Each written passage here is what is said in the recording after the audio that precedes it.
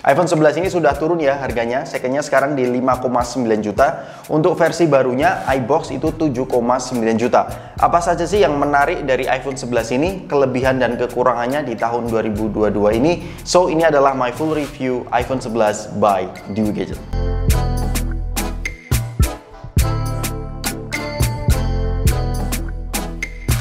Ngomongin soal desain, iPhone 11 ini menurut saya masih relevan di tahun 2022. Kalian masih bisa mendapatkan looks yang modern di iPhone 11 ini. Untuk kamera belakangnya sekarang sudah menggunakan lensa ultra wide dual rear camera. Lalu di bagian depan yang penting itu sudah menggunakan notch atau berponi. Apalagi build materialnya juga masih terasa solid.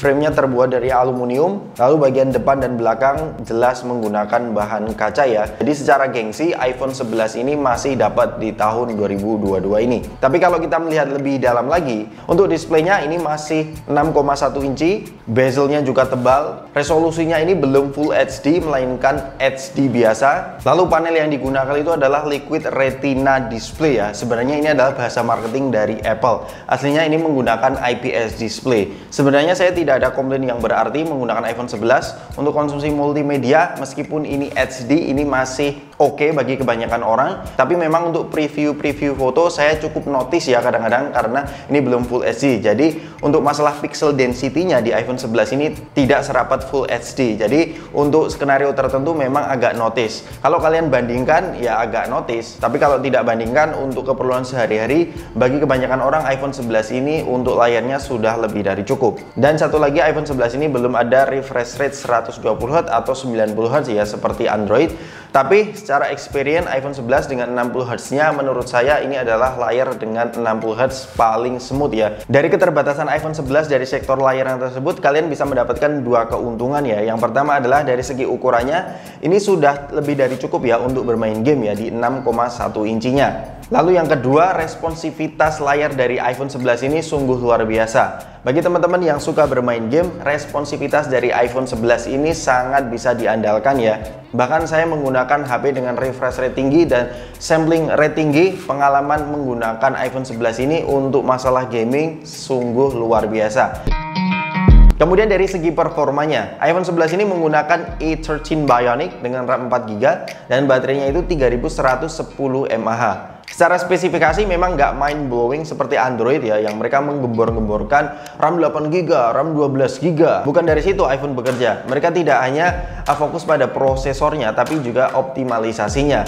Kalau kita lihat secara benchmark, iPhone 11 ini di Geekbench 5 itu melebihi chipset Android 2 atau bahkan 3 generasi setelah iPhone 11 ini rilis ya. Ini yang membuat iPhone 11 memiliki long term performance yang luar biasa hebatnya. Tidak hanya untuk multitasking, tapi juga untuk bermain Genshin Impact, iPhone 11 ini memberikan kenyamanan yang luar biasa. Tapi memang catatannya iPhone 11 kalau untuk bermain Genshin Impact, bagian belakangnya agak sedikit panas, kurang lebih di 43an derajat ya. Jadi keep in mind saja masalah heating isunya.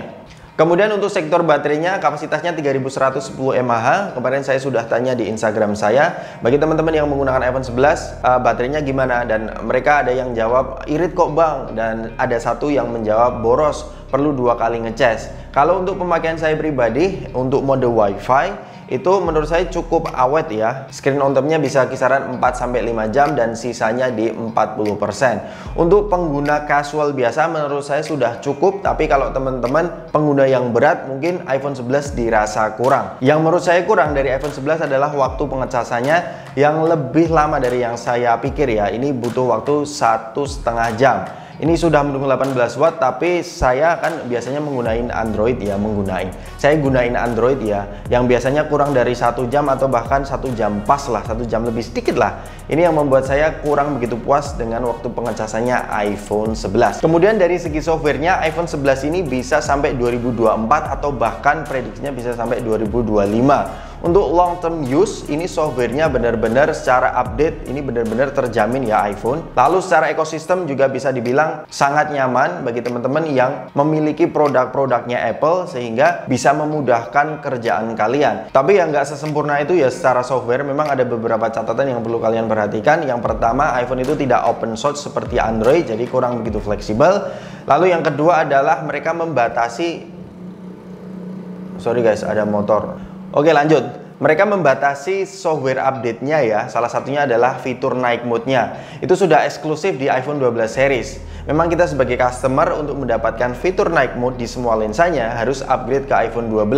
Padahal di Android untuk mode night mode mereka bisa diupdate hanya melalui software saja. Jadi pembatasan-pembatasan ini ya yang membuat iPhone secara customer view itu nggak perfect, tapi secara company sustain-nya bagus banget. Kemudian untuk fitur-fiturnya, yang pertama dari sistem biometriknya ini salah satu yang paling cepat ya dan reliable. Namun ketika saya pakai masker masih belum bisa terbuka ya. Untuk masa pandemik ini kurang begitu praktikal. Lalu untuk fitur yang lain seperti stereo speaker, iPhone 11 ini sudah mendukung dan hasilnya menurut saya sudah cukup bagus. NFC juga ada dan IP rating juga sudah mendukung IP68. Meskipun ini sudah mendukung IP68, tapi kalau kalian klaim garansi karena kemasukan air, pihak Apple tidak mau menerimanya. Ini sebenarnya salah satu hal yang cukup curang sih. Kenapa kalian naruh IP68 tapi kalau ini kemasukan air kalian tidak menerima? Gimana sih kalian? Kemudian yang selanjutnya adalah dari sektor kameranya. Ini yang membuat iPhone 11 sungguh spesial ya. Bahkan menurut saya pribadi lebih bagus dibandingkan dengan iPhone XS dan XS Max sekalipun. Nggak usah lah kita ngomongin panjang lebar soal hasil foto dari iPhone 11. Kalian bisa melihat sendiri. Hasilnya masih relevan di tahun 2022. Bahkan memiliki point and shoot yang bagus ya. iPhone itu selalu konsisten di sektor fotonya. Mungkin saya di sini akan lebih menekankan 4 fitur yang kalian bisa dapatkan di iPhone 11 yang tidak kalian dapatkan di iPhone XS atau bahkan XS Max. Yang pertama adalah dari sektor stabilisasinya. Mulai dari iPhone 11 series mereka sudah menggunakan stabilisasi dengan tingkat yang sangat matang ya. Tidak hanya di lensa utamanya tapi juga di lensa ultrawide-nya juga memiliki stabilisasi yang bagus banget. Terutama di resolusi 4K 60 fps-nya. Lalu untuk poin kedua adalah iPhone 11 ini menggunakan lensa ultrawide. Ini yang membuat iPhone 11 untuk ngevlog atau instastory terlihat lebih dramatis ya. Jadi kalian bisa mendapatkan sudut pandang yang lebar di 0,5 mm dan stabil pula di resolusi 4K 60 fps-nya. Nice, itu adalah poin kedua. Kemudian yang poin ketiga adalah iPhone 11 ini itu tidak ada perbedaannya dari segi kualitas dibandingkan dengan versi iPhone 11 Pro dan iPhone 11 Pro Max. Minusnya hanya telefoto. Mulai iPhone 12 mereka baru ada perbedaan antara iPhone versi non Pro dan Pro-nya. Jadi kalian jangan khawatir kalau beli iPhone 11 ini dari segi kualitas lensanya. Kemudian yang terakhir adalah resolusi videonya. Ini semua kameranya atau semua lensanya sudah mendukung resolusi 4K di 60 fps ya. Bahkan di resolusi 4K 60 fps kalian bisa switch antar lensanya ya. Nice. Dari keempat alasan tersebut memang ini seperfect itu ya bang? Nggak seperfect itu guys. Seperti yang saya bilang tadi, night mode dari iPhone 11 ini untuk lensa ultrawide-nya tidak bisa ya, sehingga kalian bisa melihat perbedaannya dengan lensa utama.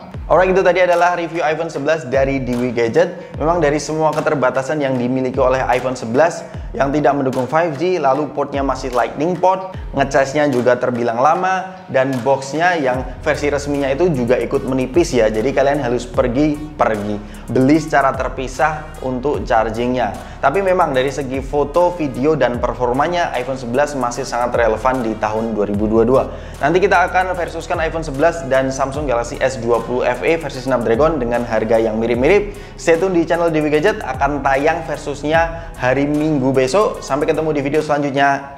Peace out.